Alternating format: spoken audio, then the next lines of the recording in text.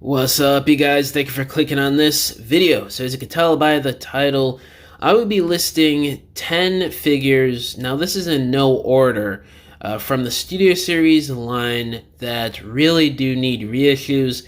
We saw last month that they're bringing in this sort of Target exclusive subline within Studio Series that has brand new packaging even. So I'm assuming they're going to be doing more releases under this subline. We saw this with the new Revenge of the Fallen Overload. So hopefully almost all, if not all of these figures make this subline at some point or just get reissued, whether it's in regular Studio Series or as like an Amazon multi-pack or whatever. So we're going to get into this list, and again, this is going to be in no order. So first up here, let's talk about Revenge of the Fallen Voyager Megatron 2018 release. You can find this figure loose, mind you, on eBay for $40, $50, $60 something dollars, and it's ridiculous. Like, I could kind of understand if it was sealed prices. I mean, this figure is going on 7 years old now, but that's loose even? I mean, come on, guys. This is crazy. Hasbro needs to reissue this one. Another one here, Voyager Class 86 Hot Rod. Now this one's even more of a given. I don't know why Hasbro hasn't done this yet, especially with the new Optimus and Ultra Magnus that have come out. This figure did shelf warm kinda for like a year and a half, but ever since like late last year, I'd say, the value on this figure has been slowly climbing on the aftermarket, and now just to get this thing sealed, you gotta pay like $60, $70 something dollars. For the most part, you can still find one here and there for like $40 something dollars or whatever, but it's still not great finding this figure on the aftermarket. So this guy definitely needs a reissue. Now this one is kind of weird since we've already had Overload, so I don't think they're just going to straight up reissue this box set, but the Revenge of the Fallen Devastator as a whole just needs to be reissued, whether it's going to be in singles, which it seems like that's what they're going to do here, considering the new Overload coming out, or if they just straight up do the box set simultaneously with the single releases or whatever, that could be fine as well. Either way, this guy just needs a reissue. A lot of the limbs are so hard to get now. I remember when this figure was first coming out, pretty much all of them were pretty easy to get. I remember seeing all of them basically in stores for a little while. So it's kind of crazy nowadays to see a lot of these Constructicons be worth so much and so hard to get on the aftermarket. There are KOs of all of these that are very cheap, like 10, 15, 20 bucks each, which is pretty good, and they even have some die cast in them. But I don't know, it depends on the plastic quality and the company.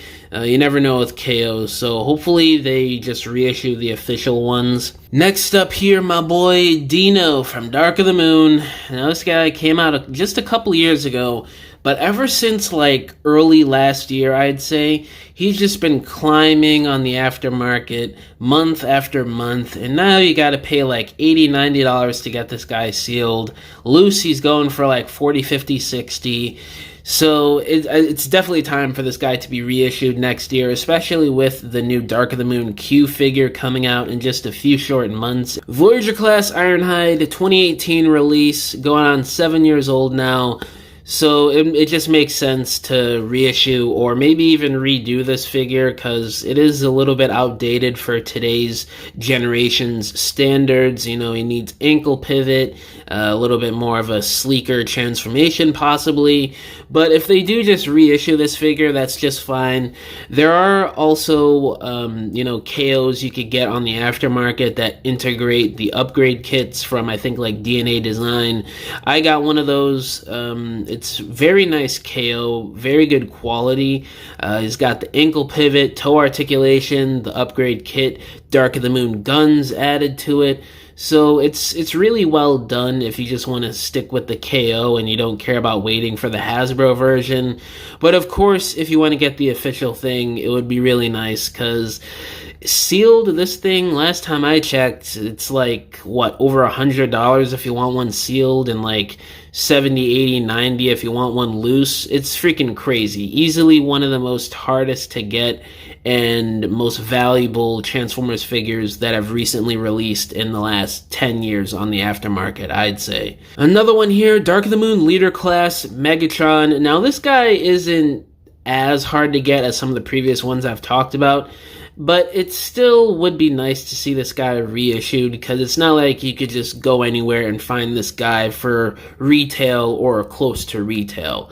You know, you're probably gonna end up paying $70, $80 sealed, loose one like 50 something, 60 something bucks. So it's not terrible, but it's not great either. It would just be easier, especially for new collectors.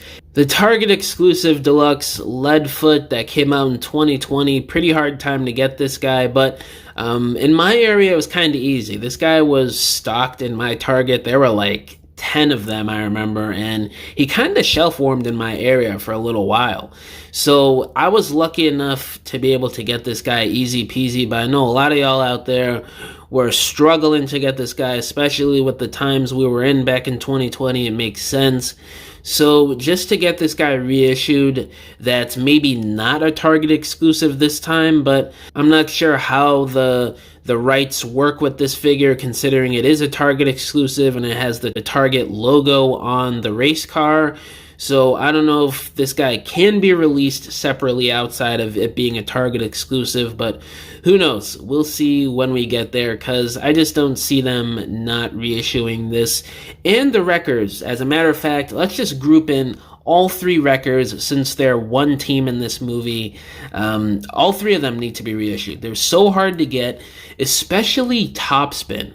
I remember he went back in stock in Big Bad Toy Store last year. I was fortunate enough to get him. I was just scrolling online randomly and I saw him in stock at Big Bad Toy Store. Somebody posted it on TFW that day, and I was like, damn, I gotta rush to get this now. And it was like, I think it was like $35, $40 to get one sealed, which isn't too bad. Clunker Bumblebee, we haven't seen this mold re-released since that Buzzworthy 2-pack with Barricade, I think, in like 2-3 years ago, whatever. And ever since then, we just need a single release. Especially with how easy it is to get that Barricade in the 4-pack since last year. That's an Amazon exclusive with all the other Decepticons. It would just be nice to see that Bumblebee get another release, potentially a single carded release, because just trying to get this figure alone nowadays, you're paying like $40, $50 for one loose and like $60, $70 for one sealed. It's absolutely ridiculous for a deluxe class figure. Deluxe class Ratchet, you could either, count the Dark of the Moon version or the 2007, 2009 movie version. Both versions of the mold are super hard to get right now. The 2007 one has been reissued a couple times, so I think that one's a bit easier to get. You had the premium finish release like a year or two ago, and then you had the 15th anniversary multi-pack with all the other Autobots as an Amazon exclusive back in 2022. But that multi-pack has gotten very expensive since then on the aftermarket, going for like $300-$400 sealed, which is absolutely ridiculous. So just seeing a single release that's not a Takara exclusive overseas and that's not an Amazon multi-pack exclusive would be really nice. Whether it's the Dark of the Moon version or the 2007 version, your pick in the comments. Let me know which one you guys would want to see get reissued first or the most. But yeah, I mean, if you want to get the Dark of the Moon version, you're paying like $100 for one sealed and like $70, $80 for one loose on eBay. It's absolutely ridiculous. Another 2007 Autobot here, my boy Jazz. Y'all know me. One of, if not my favorite Transformers character of all time. And I'll be honest with you guys, I would just prefer them to straight up redo this figure. He's kind of outdated for today's generation's Studio Series standards. He needs wrist swivel. He needs a bit more of a streamlined, accurate transformation that results in a more accurate robot mode. The backpack on him is egregious. The bottom section should be on top where his shoulders and head are, and it's where his butt is, which is so dumb. His lower legs look terrible. His arms could be transformed a bit better, frankly. And the clear plastic's probably the main complaint, the most major complaint on this guy. say, because it's all over the arms, it's all over the midsection, the whole back portion is clear plastic. It's just ridiculous just to get 3 small windows in clear plastic that show a bunch of terrible robot bits that just look dumb to begin with. Either do clear plastic inserts, which would do wonders to this figure and make it less fragile, because my copy from 2018 has a bunch of cracks in a couple hinges, and I've only transformed the guy like a handful of times over the last 6-7 years, which is ridiculous. Or just do solid windows so you don't see a bunch of robot junk in there, and just paint them like silverish black or gunmetal gray or whatever, just to give it more of a Pontiac Solstice real world look to it if you guys are into that. But if they can't do any of that, just straight up reissue the figure. It is what it is, because as is, you know, we've only seen this figure re-released 2 years ago at the 15th anniversary multi-pack as an Amazon exclusive, and he's very hard to get now still. You gotta pay like $60, $70 for one sealed, $40, $50, $60 for one loose. It's getting ridiculous. And that about does it for my 10 picks for Studio Series figures that need reissues. I'm sure I'm missing some out there. I just really wanted to condense this video into 10 because I didn't want to be rambling on for like 30-something minutes. It would be a lot to edit. I would be spending like 2 hours editing and uploading the video, which I really don't want to do. But yeah, guys, let me know down in the comments below which Studio Series figures do you really want to see re-released. All my social medias are linked down below, including my email if you guys want to hit me up about business inquiries, or if you want to message me about whatever, or if you want to commission a diorama from me, because I make dioramas for people for their stop motions, photography, or irregular display shelves in your homes. You could either hit me up on any of my social media accounts or just email me and we can work out a deal. But yeah, guys, thank you for watching this video. Catch y'all in the next one. Bye!